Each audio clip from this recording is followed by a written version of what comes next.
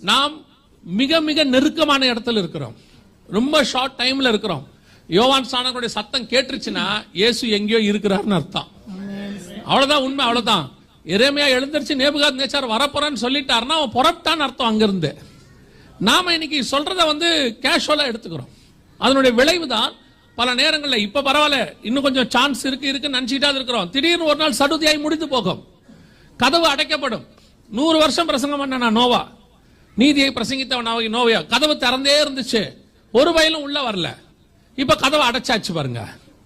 திடீர்னு ஆண்டவர் சொல்றார் நோவாவை உள்ளே விட்டு கதவை, நோவாவை பூட்டிக்கோன்னு சொல்லல, இவர் என்ன பண்ணிவிட்டாரு, வெளியே இருந்து அடைச்சு விட்டாரு. அவ்வளவுதான், வேலை முடிஞ்சு. அதுக்கப்புறம் என்ன தட்டுனாலும் திறக்க முடியாது. கர்த்தாவே கர்த்தாவேனாலும் திறக்காது. உம்முடைய நாமத்தினாலே பிசாசுகளை துரத்தணும்னாலும் திறக்காது. தசமா காணிக்கை கொடுத்தோம்னாலும் திறக்காது. நாங்க அப்படி பண்ணோம் இப்படி பண்ணனாலும் திறக்காது. திறந்திருக்கிற வரைக்கும் தான் மரியாதை.